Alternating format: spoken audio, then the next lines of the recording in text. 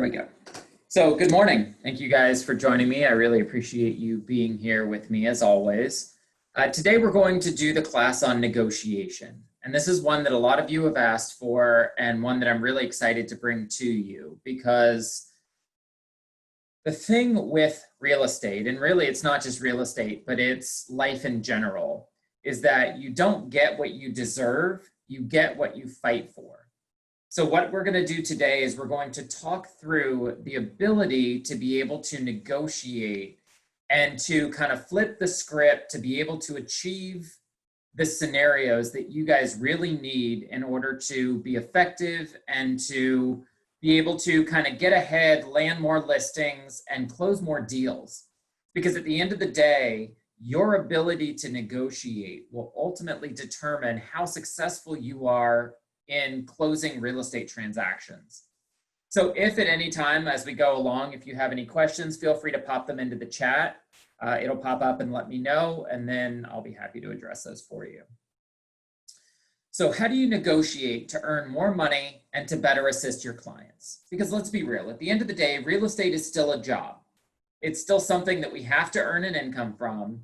And while we do get to help people achieve their goals, if you're helping everybody in the world, but you're not making any money for it, it makes it hard to continue to do that. So we have to really think about ourselves as a business, meaning we are in business for ourselves. You guys are 1099 contractors. You run your own business. The commission rates you choose to charge, the way that you run your business, that is entirely up to you. I can't tell you how to do that. But what I can do is give you some of the skills and knowledge and tips and techniques along the way to be able to help you guys be as effective as you can possibly be while you're doing this. So there's 5 primary objectives that we're going to talk about today. We're going to talk about the basic principles of being a successful negotiator. We're going to understand the expectations at the time of negotiation. We're going to talk about why negotiations ultimately break down. We'll talk about some effective strategies to win in a negotiation, and then we're going to look at some of the obstacles that come up along the way. So, what are the best principles of being a successful negotiator for yourself and your clients? Okay, the basic principles. It comes down to 3 main things. Your skill to deliberately get another person to reveal their disagreement or objections.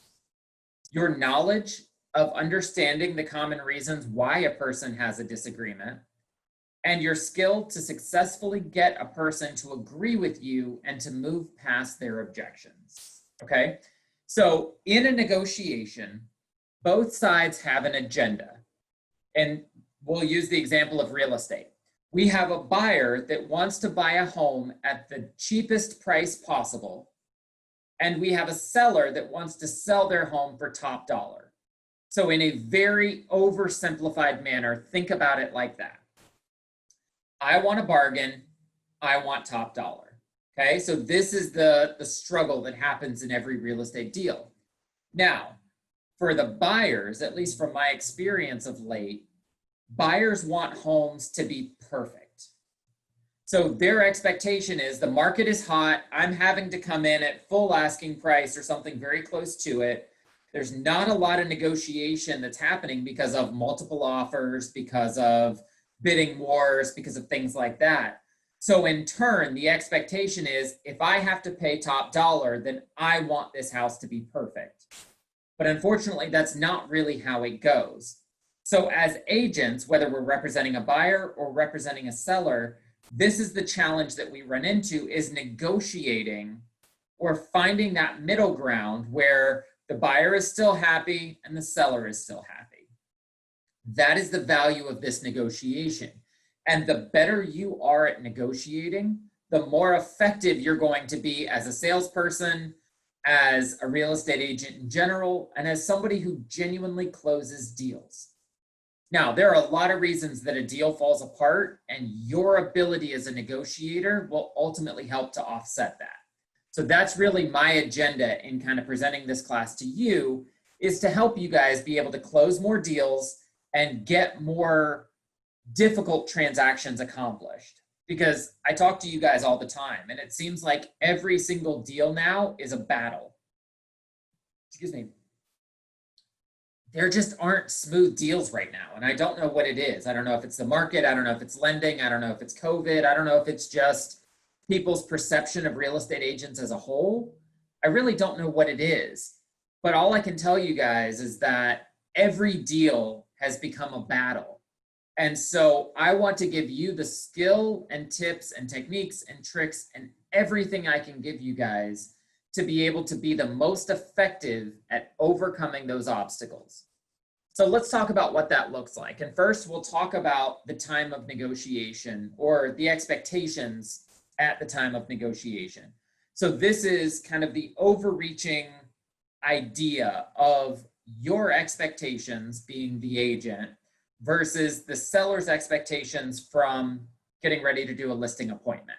So we're going to look at that first. The next series of slides, until we get to the question slide, are going to be specifically pertaining to you as a listing agent getting ready to go take a listing. So you, for your listing presentation, prior to entering into any negotiations, you need to establish what you want the person to agree with you about. Now, if you've ever done a class with me as I go through my listing presentation, and I think that Scott does it the same way, at various points throughout that presentation, you stop and get the person to buy into what you're saying. What that means is you talk about our 18-point marketing plan. And then once you've talked about those 18 points, you stop and go, do you have any questions about that? And they say no. And you say, you know, me as an agent, these are very important things. If you were to talk to another agent, you would find that they're only going to do about 5 of these things. They're going to stick a sign in the yard. They might do an 800 rider. They may or may not do professional photography. They may or may not do an open house, but they're not going to do an open house the same way I do it. And they may or may not stick it out to other Facebook groups. That's what the lion's share of agents are going to do to sell a home. But that's not what I do. I use all 18 of these points to be able to come in and get your home sold faster and for a higher price point. Does that sound good? And typically they're going to go, yeah, that sounds good. The more times you can get them to say yes, the easier you are in terms of getting them to agree to what you say next. So the key to a negotiation is to keep getting yeses. So I always say that a negotiation is kind of like an improv scene. And if any of you guys have ever been in drama in school or done any sort of acting, you know that the #1 rule of improv is the answer is always yes. No doesn't exist in improv. So even if somebody says something crazy, you go, yes, but, and then you change the scene or you flip the script or you do something else. But the answer is always yes. In a negotiation, it's the same thing. No builds a wall that you can't get past. So the answer is always yes, but. Yes, I can do that, but let's talk about some other things. Let's talk about why that may not be the best way to go, okay? And we're going to talk about that a little bit more. Now, from the other person's perspective, so we just talked about your expectations coming in. The other person, prior to entering into the negotiation, they already have in their head what they want to do or what they're willing to agree with you on. Before you ever walk in the door, they already have an idea of, I want to list this house at this price, at this commission rate, this is what I want, okay? That's their mindset when they come into this negotiation. So ultimately, you're coming in from your perspective, they're coming in with their perspective, and ultimately what we're trying to do is meet somewhere in the middle. But the closer you can get them to your side, the more effective you are as a negotiator. The more you have to give to go to them puts you into a weaker negotiation standpoint. So understand, this is setting you up. I want you guys to kind of really wrap your heads around where the starting point is and how we achieve that win-win middle scenario, okay? Now, at the point of initial contact, so whether this is the phone call or your first meeting or whatever it is, that client is going to build a huge wall between you and them.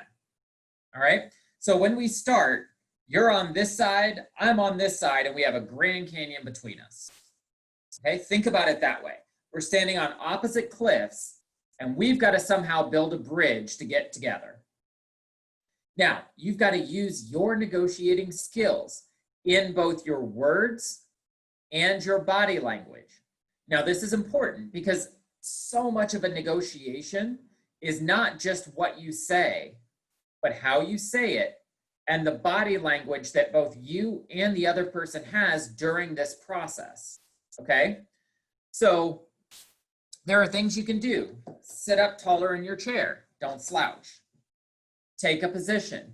Sometimes when you need to get ahead in negotiation, when you're starting to fall behind, lean forward. Put yourself into a more forward position. Now, what this does is it makes you more aggressive, but subconsciously you need to assume that aggressive position to be able to get control back. Because ultimately your value of negotiation ultimately comes down to your ability to control the narrative. Can you get them to buy into what you are saying? So there's things you can do. You can use body language. You can use all these different pieces and parts. Now, I believe it's next week. We're actually going to be doing a class on personality types and understanding those personality types and quickly being able to identify those personality types will be huge in creating efficacy in what we're talking about here. So just understand we're going to get to that, but keep this in the back of your mind. Use your body language effectively. So let me give you another example. And I don't know how well this conveys on camera, but if I'm sitting and I'm kind of slouched down in my chair and I'm covering my mouth and I'm being elusive and I'm being evasive, do you think that I'm conveying the type of body language that's going to allow me to be a skilled negotiator? Absolutely not. Because and let me see if I can kind of adjust my camera so you guys can kind of see what I'm talking about here. As I'm sitting, I'm slouched, my shoulders are slouched, I'm covering my face, which immediately conveys that I'm not telling the truth or I'm trying to be elusive or something like that. So instead, what I want to do, pop my camera back up here. What I want to do is I want to be able to sit up nice and tall. I want to be able to keep good posture. I want to maintain eye contact. I want to keep dialogue. So I don't want this to be a monologue. I want this conversation to be a true dialogue. I want to get them to buy into what I'm saying. Because if I'm sitting here and I'm going, this is my demand, and this is my demand, and this is my demand, and this is my demand, I'm not giving you a chance to respond. So what have I done? I've shut you down. That's not how effective negotiation works. You've got to create dialogue. But understand that you guys are coming from opposite sides of this. So when you're doing that, you need to be able to articulate your value. Use your body language to show them that you know what you're talking about. You're not some meek and mild person, but you are an expert in real estate. Guys, if you learn nothing else, I need you to believe that you are an expert in real estate. I don't care if this is your first deal. I don't care if this is your 1,000th deal. You are an expert in real estate. That is why somebody is hiring you and why somebody is willing to pay you a commission to represent them.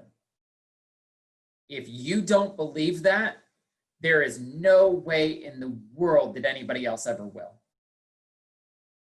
And your position of negotiation, so instead of being this far apart, you've already conceded about half of that to them.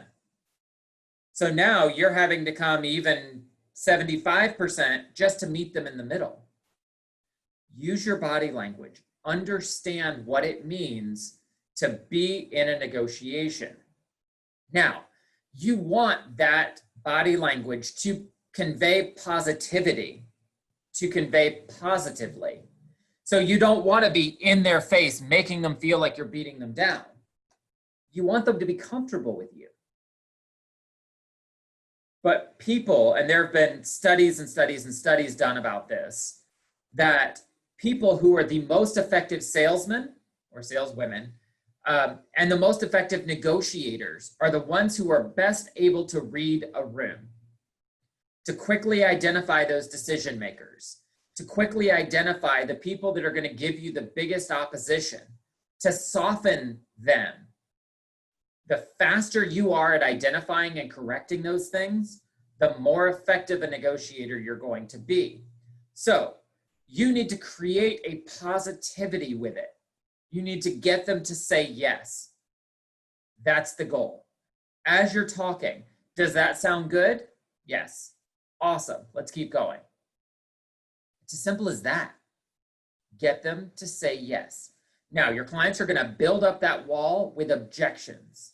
And we're going to talk about how to overcome some of those objections here in a minute. So, expectations at the time of negotiation. So we've talked about the prep work and kind of your mindset going into that negotiation. Now we're sitting at the table. Now this is where the rubber hits the road.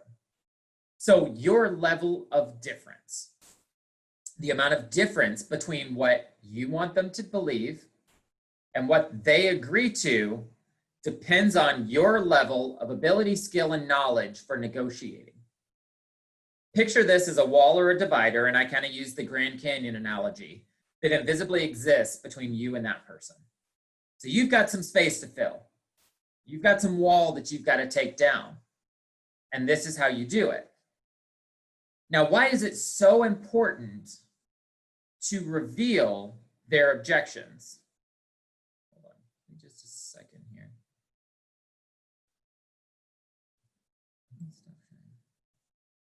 Okay, I don't know why it just kind of. Okay. Why is it so important to have the other person reveal their objections? Ultimately, your knowledge and skill of answering why is going to be the key to overcoming those objections, right? So how do I get to the why? You got to ask questions. You have to understand that unless I get you to share with me those things that are hanging you up, I will never get you to come to my point. It just won't happen. So you have to be able to understand what they think and why they think it. So let's stop there for a second. Not only do you have to understand what they are thinking, but you have to understand the why. Okay? The only way to get to the why is to ask the right questions. Once you ask those questions, once you get to what it is that needs to be done, then and only then will you be able to provide the detailed knowledge and facts to overcome their objections and to convince them to agree with you. So what you have to do is put yourself in their shoes. And this is a really tough thing to do. But understanding as a seller, now again, we're talking about listing appointments and things like that. As a seller, understanding what their objections are. Well, let's say, for example, that they just had a bad agent that they worked with in the past. If you don't know that, then you don't know how to overcome it. So you've got to ask those questions. Now, what happens if you don't talk about their objections? This is when negotiation failure occurs, or breakdowns in the negotiation. If you don't have the conversation about their objections and get them to agree with you, then the person or people will not agree with you, and one of two things happens. Either they end the negotiation and don't agree to do business, or you get the business, but you've got to come to their terms. So remember, we want them to come this way to me. If negotiation breaks down, either that bridge doesn't get built and the Grand Canyon remains, or you build the bridge to come to them. That's the only two ways this works. And neither of those are good for you. Neither of those scenarios help your bottom line, help your business to grow, create advocates for you. None of those things happen. So what do we do? Well, figure out a few things. The first, is their objection driven by emotion?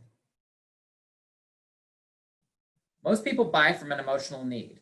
And I read this somewhere and I have no idea who to credit it to, so I'll just say that I came up with it. People make decisions emotionally and then justify those decisions rationally. Let me say that again. People make decisions emotionally and then justify those decisions rationally, intellectually. All decisions come from an emotional place. The part of our brain that causes us to make a decision is all neurological, and it has everything to do with an emotion. How does that decision make me feel? What am I trying to do? All of those things are showing what's going on. I apologize, I don't know if my camera shut off here. There we go. All right, so understand that there's always an emotional basis for a decision. Now, people joke that I'm almost Vulcan in my ability to be hyper rational. I am not one who lets emotion drive decisions. It's just not who I am. I'm very logical and I'm very, very methodical.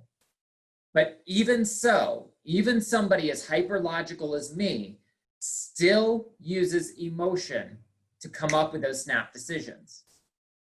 So it's one of those situations that you need to understand there is an emotional aspect to this decision. And that's one of the reasons that I really liked commercial real estate. Because in commercial real estate, there is no emotion. I want to buy this building. If the numbers make sense, I will buy it. I don't care what the floor looks like. I don't care what color the carpet is. I don't care anything. I need it for this purpose. If it's going to meet my purpose, then I will do it. That's it. In residential real estate, everything is emotional. Can you see yourself living here? How do you feel about this living room? Do you love this kitchen? Is this bedroom giving you a feeling of home? Right? All of those are emotional. So how many times have we had a buyer that walked into a home and goes, this is the one? And you go, okay, well, we just walked in the front door. You haven't even seen it yet. I can feel it. This is the one.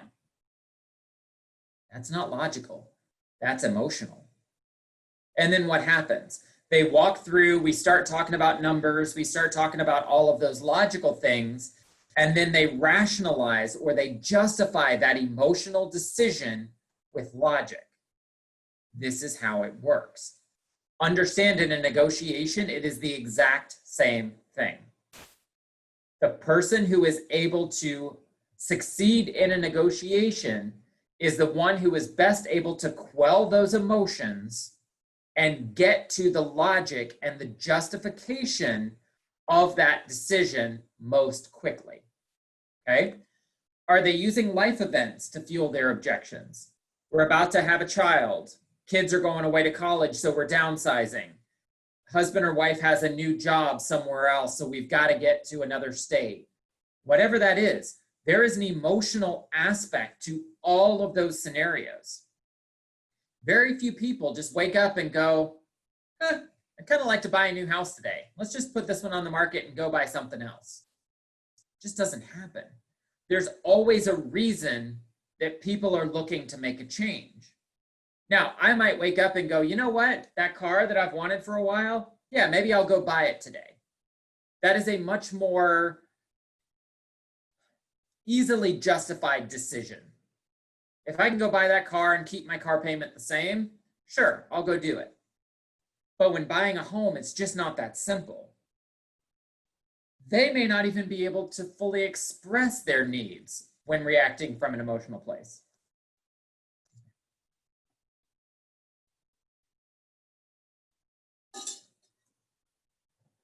sometimes they don't even realize why they feel the way they feel. So it's important that we get them past that emotion and into the logic. And we do that by being an effective negotiator, by conveying our skill and knowledge and talent. Now, we've all had those wishy-washy clients. Those are the ones that are just like, if I find the right one, I'll put in the offer. But I've got to look at every possible option before I can know whether or not that's the right one. Okay, those are people that are being very emotional. So you have to identify their emotional need, address it, and get them into that logical justification. That is the value of negotiation. Now, I'll give you guys an example.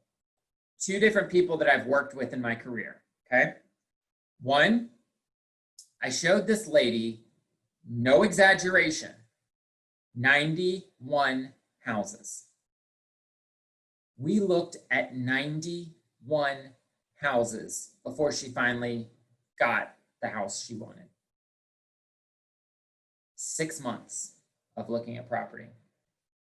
Do you think I earned that commission? She was very emotional.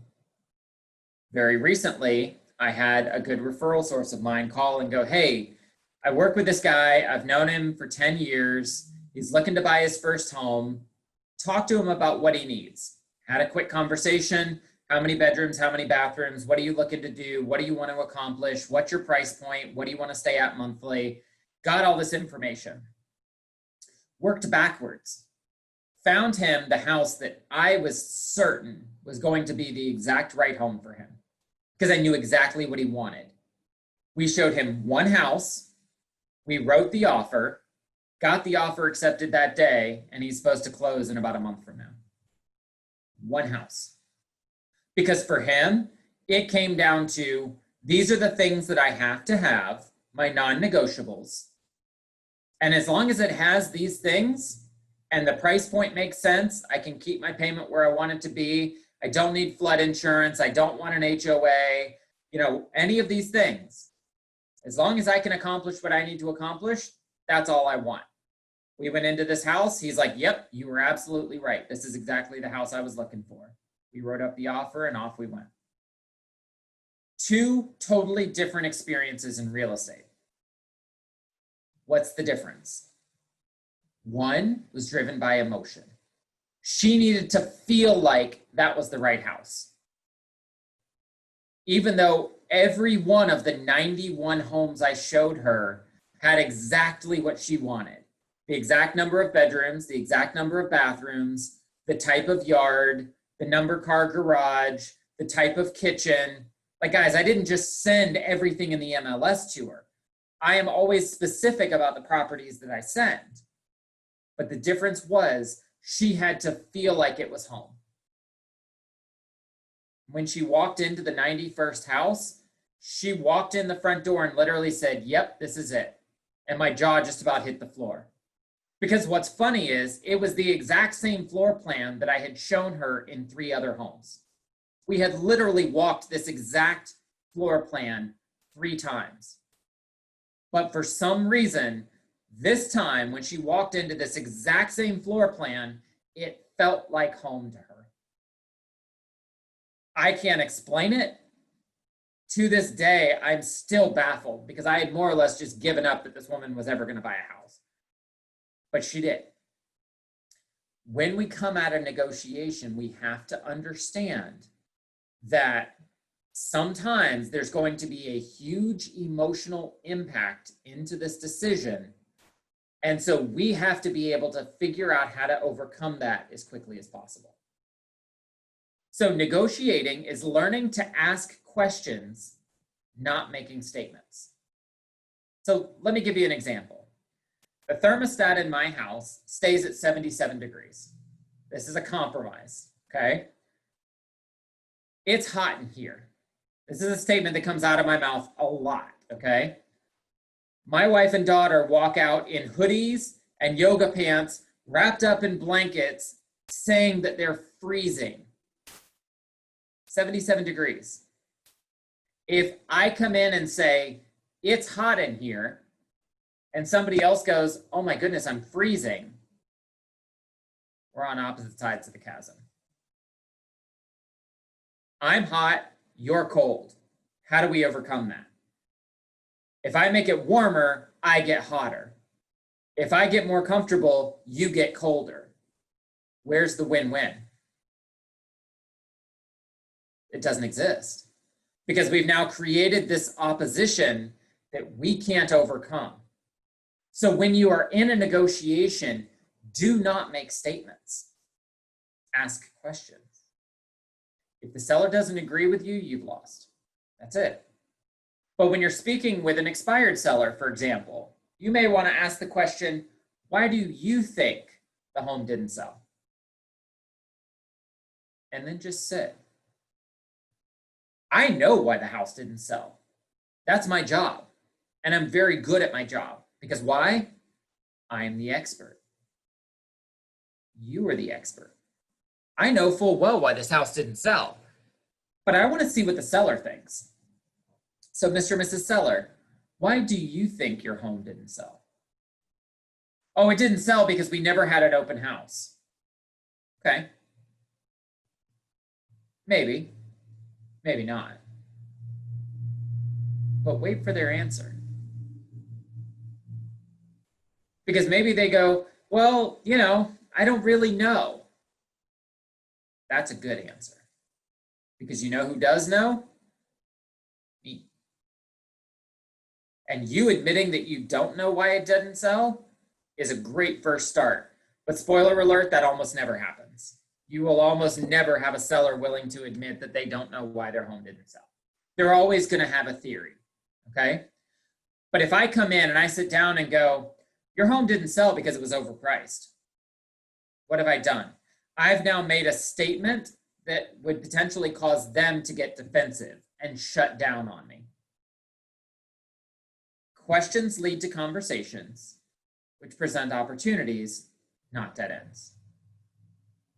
Use questions. Ask questions. In sales, this is the one thing that you should always know. Ask questions. Because what does it do? It gets people to talk to you. It's people to admit things to you. It's people to open up to you. Ask questions. Because ultimately, that's how you get to, oh, so that's your hang up. Okay, now I know how to overcome it. This is true in any negotiation. And I actually, as I was getting my management degree, I took a full course on negotiation. So I love this stuff. But I'm trying to give you guys specifically the real estate applications to how this works. But the principles apply unanimously across the board. Maybe there's confusion. Maybe they genuinely don't know. So you ask the question, okay, great. Thank you so much for your call. Could I set up a listing appointment? Their response, I'd really like a little more time to consider it. Okay, what does that really tell me? They're not convinced that I can do what I'm telling them I can do. They're not convinced that I am the right choice to sell their home yet. So what do? I have to educate them and share additional information. I'd like more time to consider it. Okay, great. Are there any other questions? Is there anything that I could clarify for you? You know, I understand that right now there's a shortage of inventory out there. So getting your home on the market as soon as possible is definitely advantageous for you for being able to get top dollar for it. You know, being able to set up this listing appointment would give me the opportunity to talk about some of our strategies and techniques for doing that. If you'd like more time to consider it, I understand, but what's the hesitation? Ask those probing questions. Because ultimately, they have a reason. They know that reason. They're just not willing to share it with you yet. So ask more questions. Get to that answer. Maybe they have a concern. They're worried about taking the risk. So, okay, can we set an appointment to meet? We've had really bad luck with listing with a previous real estate agent, so we want to try doing it ourselves. Okay. Oh, sorry. You had bad luck with the listing agent. Okay, well, if you don't mind, tell me a little bit about what happened. That's a question. Tell me a little bit. Let me see what happened, because unfortunately, not all real estate agents are created equally. You know, I've been in this business a little while, and I can tell you that there are some very good agents, and unfortunately, there are some agents that are not as good. But you know what? I really pride myself on being one of the good agents, on helping my buyers and sellers achieve their goals. So talk to me about what happened. Tell me about your bad experience. Why did the last agent not perform the way you thought they should? What would you have liked them to do differently? Right? Ask these questions. Or maybe they say something like they're considering a competing agent. We decided to list with Joe at Century 21. Okay, well, have you signed the paperwork with him? No, not yet, but we're going to. Okay, awesome. What is it about Joe that made you want to list with him? Oh, he's my best friend's cousin's twice removed, nephew's third uncle, whatever. Okay. Have you asked him what he does to market your home? Well, no. Okay. So you like him for whatever reason, but did you know that there are a lot of things that I do that most other agents don't? And all I'm asking for is 15 minutes to be able to come sit down with you and show you some of the things that I do differently. Because I know Century 21, I know what they do. And I can tell you hands down that there are a number of things that I do in listings that Joe at Century 21 never will. And these are things that I firmly believe will help get your home sold faster and at top dollar. Does that sound like something you might be interested in? Who's going to say no to that? Home sold faster for more money. Yeah, I'd be interested in having that conversation. Awesome. This is the negotiation. This is how we do it. We have to leverage our position as that expert to be able to get the opportunities to go have these listing appointments. So I'll tell you, and I don't say this to brag, I don't say this, you know, as an ego thing or anything else. But in the 8 years I've been in real estate, and I haven't been on a listing appointment in a little while now, since I became a broker, but every listing that I took, every listing appointment I took, I listed 91% of the appointments that I showed up to. 91%. And I did that by being able to overcome those objections and to understand the value of negotiation. Now, did I take every listing at the exact price point that I wanted to take it and with the exact terms and commission rate that I wanted? Of course not. Of course not. But these were listings that I was able to get sold and that I was able to get referrals from that customer for.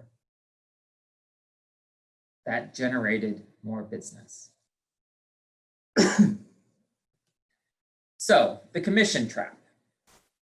Will you list it for 4%? I saw the sign for, you know, ABC Realty. They're willing to do it for 4%. That's all we're willing to pay. Okay. Why do you charge so much? There's all these other people out there that charge a lot less than you. Isn't 6% the normal fee? These are all questions that you may encounter in your listing appointment. Again, they had this idea of what they wanted. You have your idea of what you want. Now we start to build the bridge to kind of find a way to meet in that middle. Okay. If they're trying to beat you up on your commission, then they don't understand the value of what you're doing yet. you have not done an effective enough job at conveying the value of what you do. So we got to keep negotiating. We're not done. They're here, we're here. We're still moving towards each other. You know, we may have started all the way out here. Now we're here. We're getting to here. You know, we're going to meet in the middle. This is the value of being the expert. And I've used this example in multiple other classes, and I'm sure you guys are getting sick of hearing it.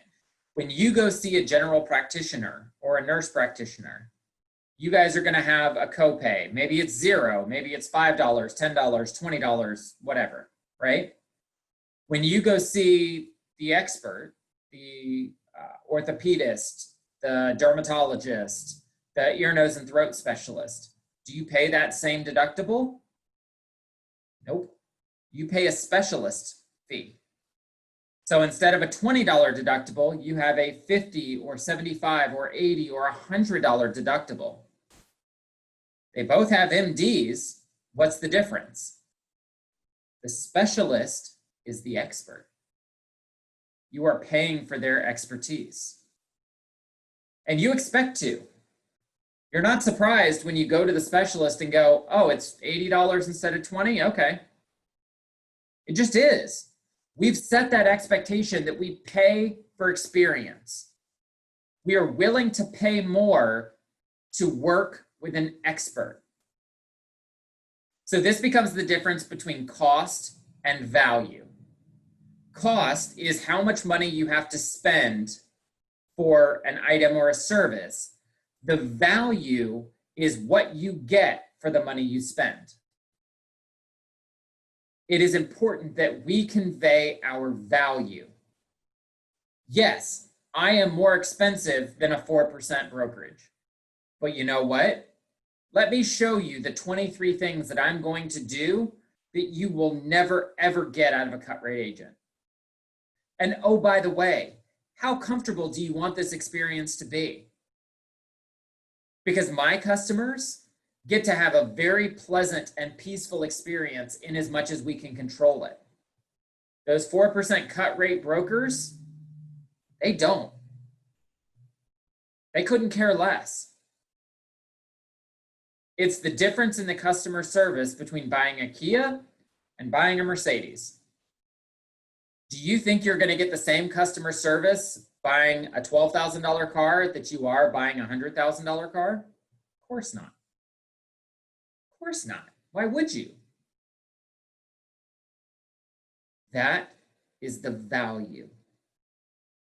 It's not about the money you spend. It's what you get for the money that you spend. You're going to pay a commission, whether it's 4%, 5%, 6%, 7%, whatever that commission is.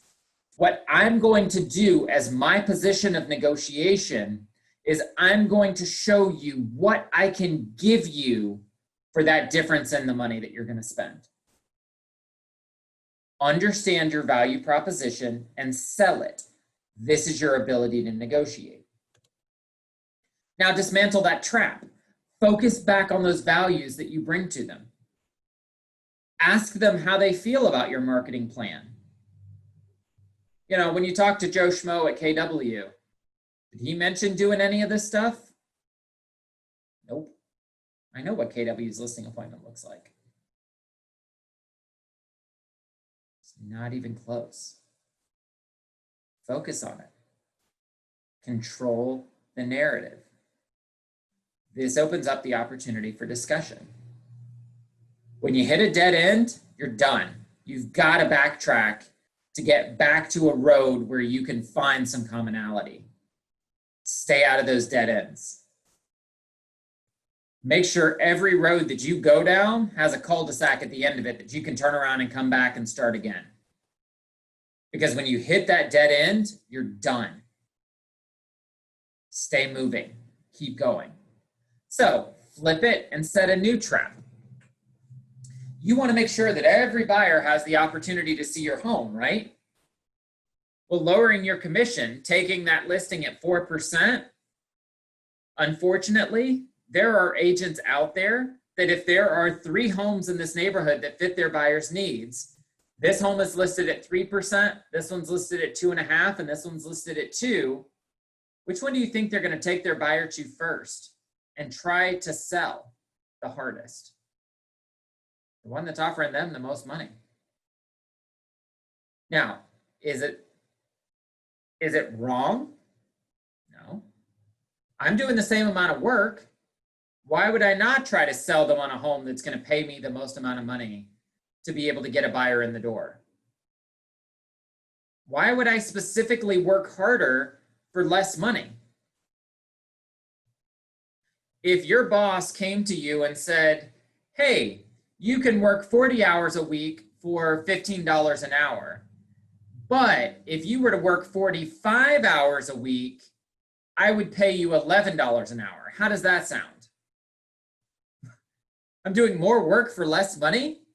Why? Why would I do that? It's the same thing in real estate. When you work with those cut rate brokerages, they don't care. Because for them, it's just about having a sign in the yard. What they're hoping for is that a real buyer is going to call them so that they can sell them something else. They don't care about selling your house. They care about the pool of buyers that comes from having their sign in the yard. You are a loss leader to them. Here's the difference. I want to sell your home, but I got to have some money to be able to do this. I've got to have a reason for those buyers or those buyers' agents to bring those buyers into your home. Help me give them the reason to come look at your home first. The way we do that is through effective marketing and a strong commission offering. That's why I charge what I charge. I'm not being greedy. I am setting the expectation that your home is the one that people want to come into. So this is why I set my negotiation the way I set it. This is why I do what I do. Because I know the value of pricing a home effectively and having a strong compensation. This is my negotiation.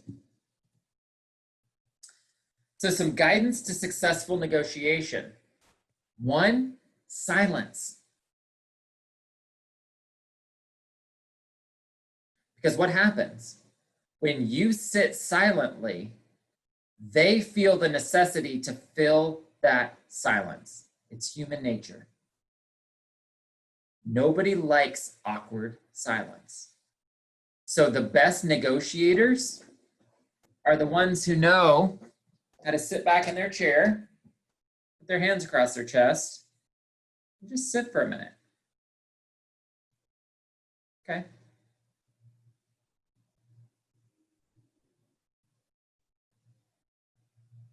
Listen. Give them an opportunity to speak. Ask questions that get the information that you need to be able to communicate your value with the seller and to put to rest any confusions or concerns that they have. Control the narrative. Number 2, never criticize others. Ever, ever, ever, ever. Don't talk down about another agent. Don't talk down about another brokerage. Focus on your merits, not their shortcomings. So what does that mean? I know CW. I know what they do to sell homes. But what I do is worlds above that. Now, did I say Century 21 sucks? No. Do I believe it? It doesn't matter. I didn't say it. What I said was, I know what they do, and what I do is worlds better. Now, there's an implication there, but I didn't say it. If I ever got pulled in front of a judge and the judge says, why were you trash talking Century 21? And they produce this piece of audio that says, I know what Century 21 does, and what I do is worlds better. I haven't said a single bad thing about anybody. All I said is, I know what they do and I do it better. That's it. Don't talk bad about another agent. Oh, I talked to Sally at Keller Williams yesterday and I really just did not like her. Oh yeah, I met Sally too. She's awful. What have I accomplished? Nothing. Because you know what? Sometimes people say things just to see how you react. And then they go back, maybe Sally is her best friend. And she goes back and goes, yeah, that Greg guy, man, he was trash talking you. Now, guess what? Sally's got a listing and I've got a buyer that wants to buy it. Think Sally's going to go out of her way to take my offer? Heck no. Don't burn bridges. Talk about the merit of what you do, not the shortcomings of what others do. Now, I can talk about other agencies as a group, meaning I know what the other brokerages in this area do. They're going to come in and they're going to do 5 main things. That's how they're going to market their home. Did I call anybody out by name? Did I call a company out by name? Absolutely not. I'm speaking in generalities. So don't talk bad about others. Do not criticize. Even if you know that that other agent or that other team or that other brokerage or that other whatever is literally the worst thing to ever happen to real estate, bite your tongue. Be the professional. Be the expert. Don't talk bad. And the third one is focus on the result, how it benefits them. Because ultimately, everybody subscribes to WIFM. What's in it for me? So tell them what's in it for them. At the end of the day, if I could get your home sold faster and for full price or something very close to it, wouldn't that be better than having your home sit on the market for 60 or 90 or 180 days because you started listing it too high, because you have no effective marketing, because you have an agent that's not trying to actually sell your home, that's trying to pick up buyers? How much does it cost you to carry this house every month? How much is your mortgage? How much is your insurance? How much is the lawn care? How much is your electricity? How many months do you have to sit on this house to make up for that difference in commission? 1 month, 2 months? If I can get your home sold faster, and for top dollar, you can get out of here faster, and I can do it a month or 2 months faster than somebody else, you're going to still come out better. Give them the numbers. Make them think about it this way. Because when they talk about Joe at Century 21 or Joe at ABC Realty or Sally at whatever, look to see how long their properties sit on the market. Use statistics, look it up. Did you know that Sally, on average, takes 83 days to get her homes under contract? By contrast, my claim to fame was every listing that I ever had, I put under contract in 30 days or less, as long as they were priced the way I told them to price it, and they weren't like over 500,000. So there were a couple over the years that I specifically told them, listen, if you price it the way I'm telling you to price it, and you're allowing me to do what I need to do, your home will be under contract in 30 days or less. And I did it consistently. The couple of times I missed it, I told them right up front, we're going to miss this. That was my claim to fame. I will get your home under contract in 30 days or less. As long as you do the couple of things I'm asking you to do. Let me offer it with a fair compensation and price it effectively. You do those two things, the homes will sell. There is a buyer for every home. You just have to find it. So focus on the result for them. Show them some numbers. Okay, cool, you list it with this agent for 5%, but it takes 83 days to get under contract. You list with me for 6%, it's gonna cost you $2,000 more in the grand scheme of things. Let's say it's a $200,000 house at 1%. It's gonna cost you $2,000 more, but if I get it under contract in 30 days or less instead of 83 days, and it costs you over $2,000 a month to carry this house, aren't you making out better? Use data, don't use opinions. Now, the two biggest obstacles, and I think if you guys have been in real estate for any amount of time, you'll agree, the two biggest obstacles you're gonna have to overcome when you list a property. One, the seller believes their home is worth more than market value. And two, the seller wants you to do the work for a reduced commission, right? Those are the two things you need to be prepared to overcome. And I just told you guys how I overcame both of those things. If we list your house higher than I'm telling you it's worth, we're gonna have to wait for a buyer that's willing to pay more than market value. How long do you want to sit on this house before we price it right? It's up to you. Doesn't matter to me. But my goal is to get your home sold as quickly as possible and for top dollar. I want to get you as much money as I can possibly get you, but understand that we are limited by the constraints of an appraisal. Right now, interest rates are at an all-time low. Nobody in their right mind is using cash to buy homes. There's no reason. 2.75, 3.25% amortized over 30 years is free money. Nobody is paying cash. So let's get this notion of a cash buyer that's willing to pay more than market value for my home out of your head. It's not happening. Okay? Now, it's not to say that there aren't cash buyers out there, but by and large, even the people that would have been a cash buyer a year ago have now figured out that it's cheaper to use the bank's money. I can stick my cash in a money market making what, 1.5%. I can borrow at 2.5%, and I still sit on my cash. Why would I use it? It doesn't make any sense at all. So that means that 99% of the buyers that are going to look at this home are going to be limited by the constraints of an appraisal. I am telling you, based on my comparative market analysis, based on the data that I use, based on being very selective and very specific about how I price your home, I am telling you what I can get you for this home. I'm telling you what an appraisal would be. Now, if you truly believe that I've missed the mark, here's what I'm willing to do for you. I have an appraiser we can call. For $350, she will do an appraisal on your home. If you will pay the $350 to have an appraisal, and you agree to list your home at or $100 below that appraisal value, I will give you the $350 back at closing. Simple as that.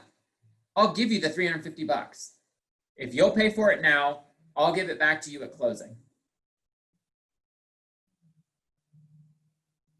But you have to agree to list at that price.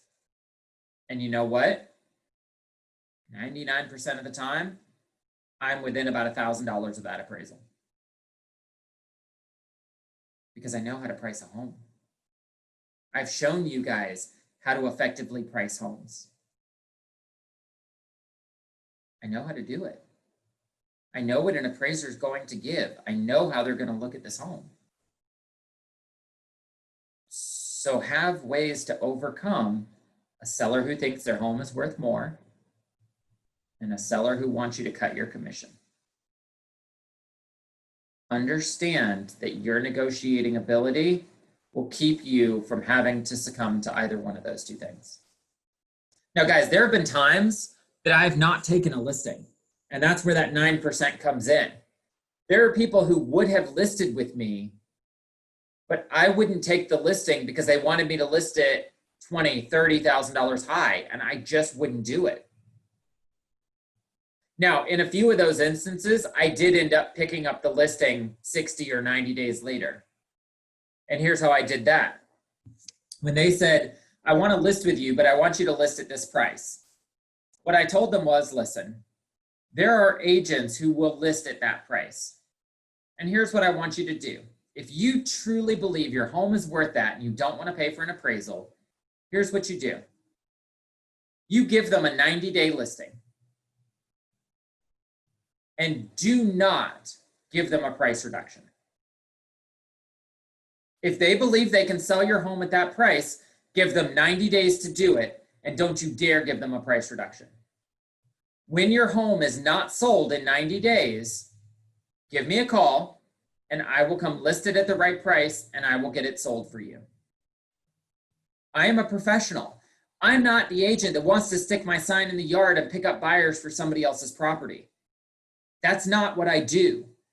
I sell homes, and I prefer to sell homes that I have listed.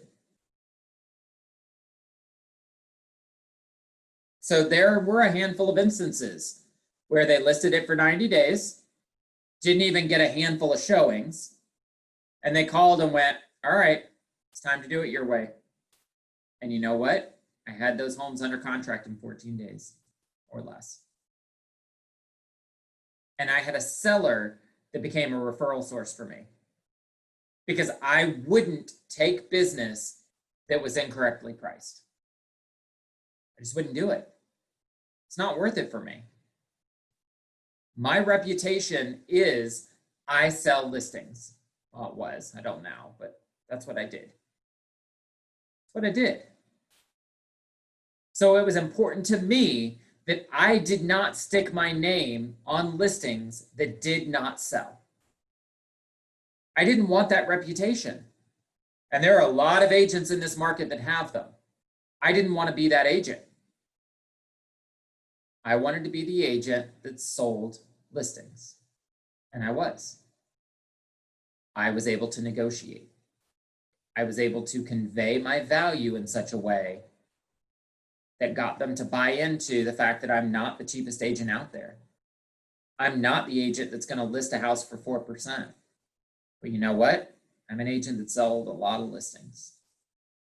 Okay, so now we've covered kind of the listing appointment side of negotiation. Before we move on to other negotiations that happen, at the time of contract and after, do you guys have any questions? You can go ahead and pop them into chat if you do. I'll give you just a second before we move on here.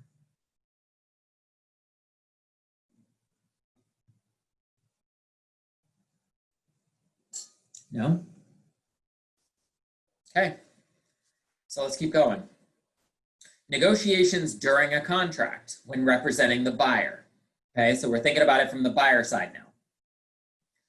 There's 4 main times that you're going to run into opportunities to negotiate. One is during the initial offer, right? That's a negotiation.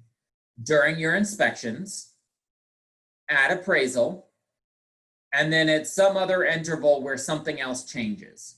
Okay, these are the 4 main times during a contract that we have to negotiate. So let's start with the initial offer. When would I have to negotiate? Well, if there's a multiple offer situation, if it's in a seller's market, or when the seller has a specific bottom line that they have to meet. Okay, so in this case, it's not just about the price. Sometimes there's other things we can negotiate on, right? Multiple offers, seller's market, seller has a bottom line. Awesome. Well, here's how we do it. Negotiate a 7-day inspection period instead of 15. Guys, right now you can get an inspection done in 7 days. We put 15 out there, but by and large, we've got the inspection done in the first 3, 4, 5 days. And then that still gives 10 more days for the buyer to be able to back out where the seller is going to be stressed. Accept my offer and I'll help offset some of that stress for you. Comes a point in negotiation. If the lender is able, use a shorter loan commitment period. One of the lenders that I work with, they submitted the buyer for conditional underwriting the day they got the contract, and sometimes even before a contract was written. So at that point, the buyer has already been approved through underwriting. All we're waiting on now is the contract, the inspection, the appraisal, the survey, and the insurance. That's it. So use a shorter loan commitment period.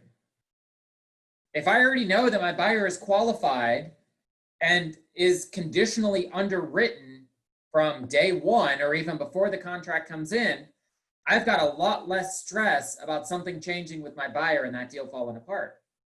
So I'm marginally confident I could use a shorter loan commitment period. Why not? Give the seller a reason to choose your offer. Negotiate from a position of strength, where others are like, oh, well, my buyer hasn't even really verified the borrower hasn't even verified my buyer's financials yet. Hasn't looked at the tax stubs, hasn't looked at pay stubs, hasn't looked at bank statements. Hey, guess what? My buyer's already been through underwriting and is already approved. Lender has verified all of this already.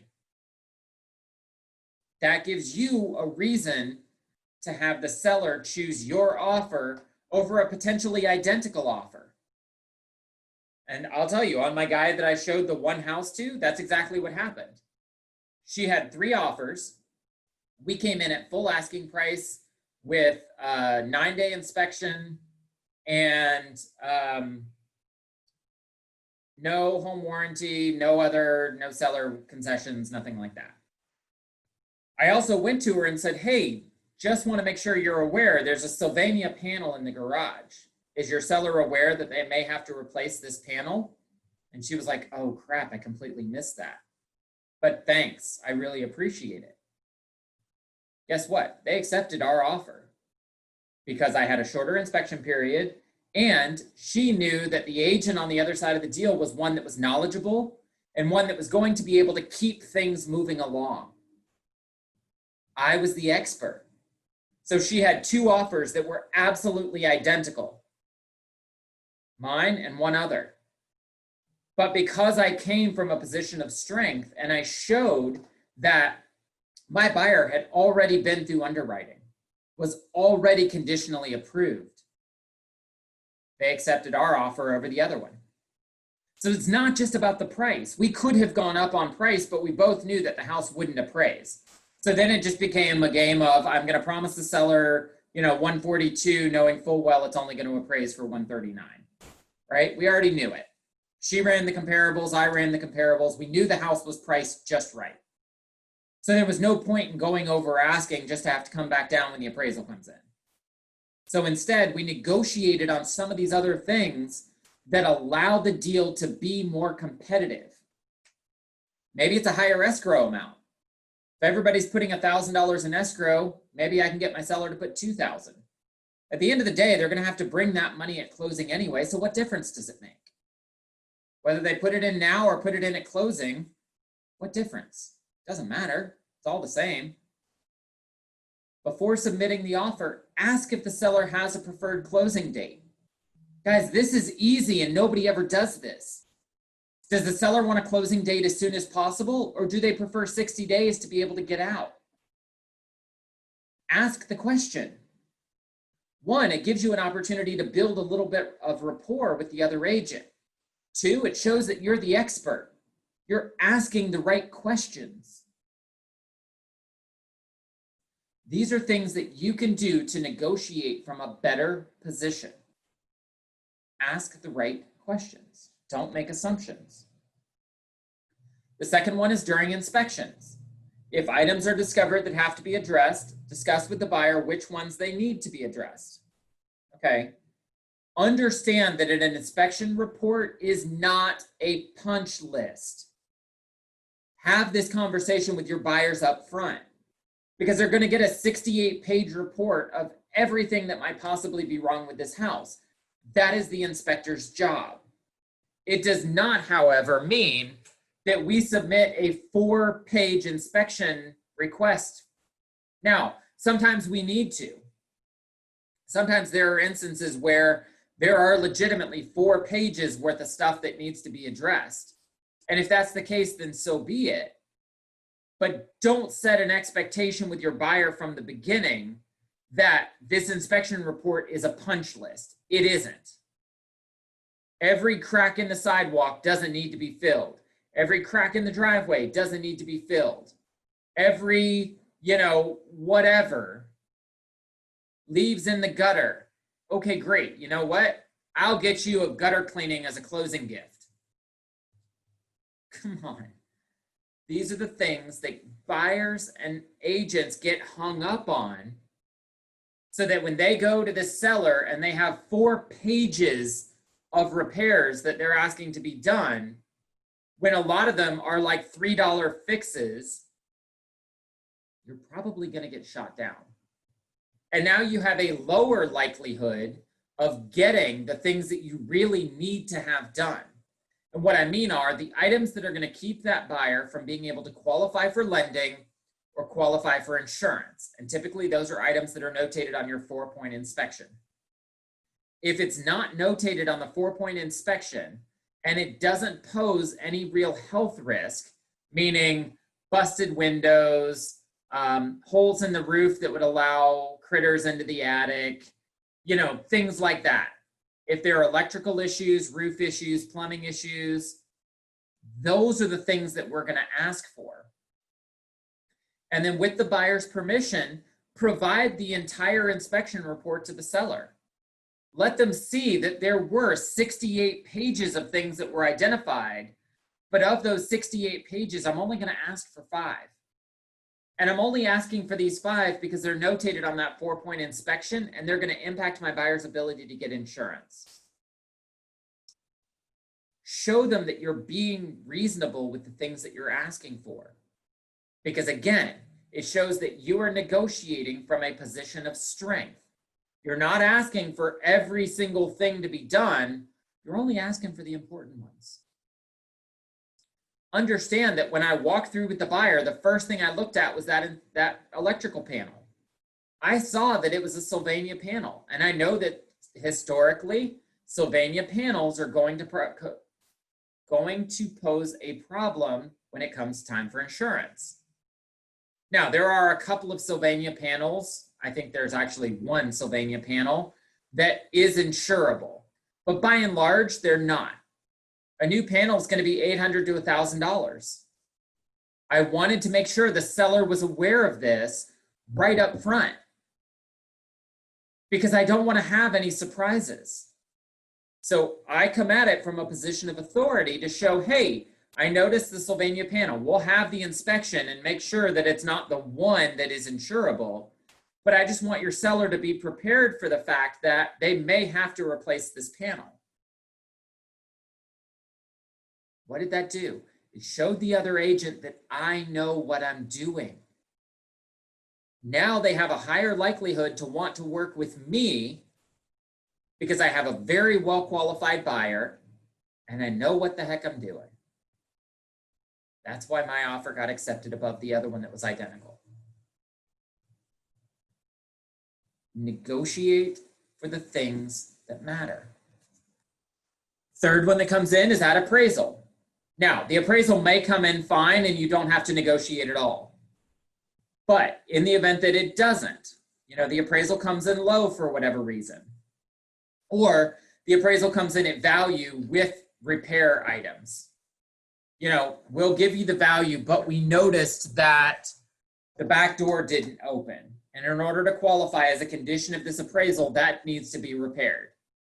Okay, cool. So this becomes a negotiation.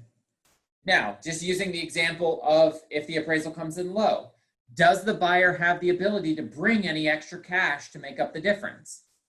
Maybe the appraisal came in $5,000. Your buyer could come up with an extra $1,000. In the grand scheme of things, $1,000 over appraisal is not a huge deal. But make it a scenario where it becomes a win-win. The seller gives you 4, you come up 1. Cool. Win-win. Are there any other items that can be negotiated? For example, my buyer will bring an extra $1,000, but Mr. Seller, we're going to now ask that you leave that pool equipment, or maybe you leave the patio furniture, or you leave that big screen that's in the living room that's mounted to the wall. Whatever it is, this becomes a negotiation. So maybe the seller goes, yeah, all right, fine. I'll leave the creepy crawly in the pool that cleans it. I was planning on taking it, but if your buyer brings the extra $1,000, I'll leave the creepy crawly. Okay, cool. It's about $700. The buyer was going to have to get one anyway. So now the buyer's bringing an extra $1,000, but they're getting $700 worth of return for the money that they're bringing. creates a win-win. Don't get so hung up on it has to be this. Try to find scenarios that are win-win for both sides. Position your negotiation to be able to find those win-win scenarios. Now, when something else changes, so as you go along, sometimes there are situations that change that require a renegotiation of some term of the contract. Communication between the agents is the key to finding that amicable resolution. Ask the questions to see if you can determine what the other side needs or wants to be able to negotiate from a stronger place. Again, don't assume that the agent on the other side is as good a negotiator as you are, because the reality is, in my experience, they aren't. So by asking the right questions, by knowing the things that I need to do, I can get to the bottom line so that I can negotiate from a stronger place. I can get the seller to that bottom line, whatever that is, by getting my buyer to agree to that, but potentially get something else that matters to the buyer that might not matter as much to the seller. If the seller is fixated on, I have to get $138,000 for this house. Okay, cool. I can get you the $138,000, but are you willing to leave the patio furniture? Why not? Your buyer's going to have to buy patio furniture anyway. If they really like that one, cool. Give the seller what they want and then get what your buyer wants in return. It's a win-win. But that's the value of negotiation, to think about those items that you can use to create win-win scenarios. The seller ultimately gets their bottom line, but the buyer also gets a little bit of what they want too.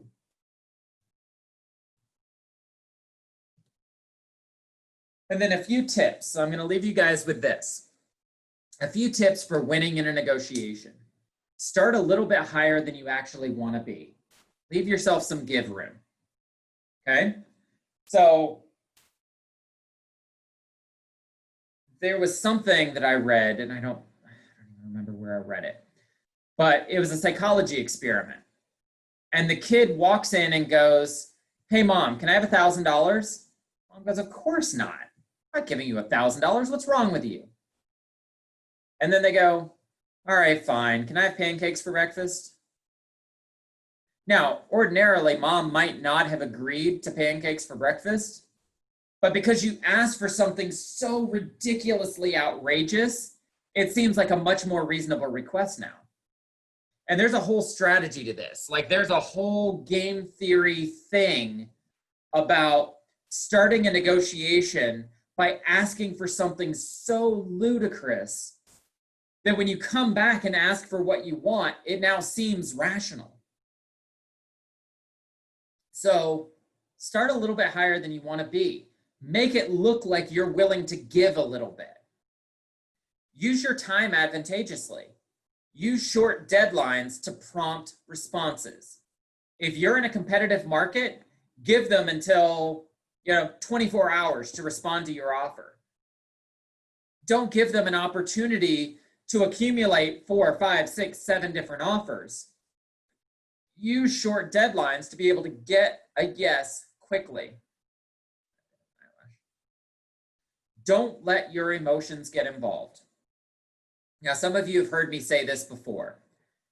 I make sure, especially when I'm working with buyers, but even when I'm working with sellers, I make sure that I let them know this is going to be an emotional roller coaster for you. This is one of the 3 most stressful things that you will ever do in your life. Okay? But here's the thing. While this is an emotional response and an emotional thing for you, this is just Tuesday for me. This is what I do every day. So I'm not going to get on that emotional roller coaster with you. So when you call me and go, the lender just called and the appraisal came in $5,000 low. Okay, no problem. Have the lender send me the appraisal. Let me reach out to the other agent. Let me see what we can do here. I'm not going to get on this roller coaster with you. Because if I freak out and go, oh my goodness, I don't know what we're going to do. This is terrible. I can't believe it came in low. This is awful.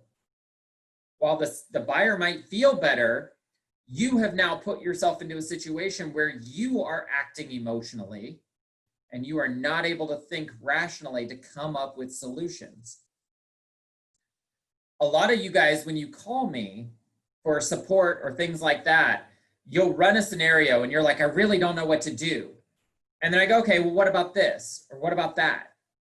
I can come up with those scenarios quickly because I'm not emotionally invested in it. I can see the big picture. So when you guys are in the middle of a negotiation, stay above. Keep that 10,000-foot view. Don't get bogged down in the minutia of it. Stay up here. Keep it all into perspective. Understand that when you can see the big picture, you can overcome those obstacles that when you're right down in the middle of it, you can't see. So it's important. Don't get emotional with them. Stay calm, stay level-headed, and remain the professional. And then the fourth one is use data to strengthen your argument. So when I'm representing the buyer and I go to the seller and go, hey, so I see that you have this house listed for $189,000. I ran comparables, and based on everything I'm seeing, I'm kind of coming up with a number in the 170s. Where did you come up with this? And the seller's agent may come back and go, I came up with the same numbers you did, but the seller said it had to be this. Okay, understand my buyer doesn't have extra cash to bring to the table.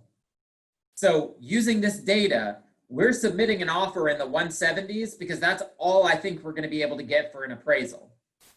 So I want you to know we're not trying to lowball the seller, but here is the data to support why I am offering what I am offering, why we're requesting what we're requesting. Use data, don't use opinions. That conversation could go another way. Hey, we're submitting an offer for 172 because this house is way overpriced. What have I done? I've now created a barrier. I've gone on the offensive. Because I don't have data to back it up, I'm stating an opinion. This house is overpriced. Okay, cool. Based on what? Your opinion? Awesome. No. That's not how it works. Use data. Stick to the facts. Don't make accusations. Don't be aggressive in the way that you come at it. Stick to the facts. Be calm. Be level-headed. A negotiation is always won by the person who can keep their cool the longest. When I've been in negotiations outside of real estate, when I get the other side flustered, I've won. When I get them that they're now responding from a defensive position, they're responding from an emotional position, I've won. That's how I win. Because I get you on your heels, I get you to make a mistake, and I win the negotiation. That's how you win. When you get emotional, that's when you lose. Convey your value. Show that you know what you're talking about. Be the expert. Be the professional. And win at the negotiation every time. Simple as that. I know that there are times when we are working with family or we are working with close friends or, we really want to be able to put our best foot forward. And so sometimes we kind of get sucked into the emotion of it. The best negotiation happens when you can rise above that, when you can stay neutral, when you can come at it from a position of authority with facts and data. That's how you win a negotiation. So I appreciate you guys being here, as always. It's great to have you. Let me stop sharing my screen here. So what I would challenge you to do is think about where the other party comes from. When you're in a negotiation, think about how you can win that negotiation. What would it take? What are the potential opposing thoughts and viewpoints that might come in that I would potentially have to overcome? Because the more expecting you are of those, the better equipped you are to be able to overcome them. So thanks, as always. I appreciate you guys being here. And for those of you that are watching this as a recorded session, if you have any questions or anything that I can help you with, certainly feel free to reach out. Otherwise, make it a great day, make it a great week, and we will talk to you again soon. See ya.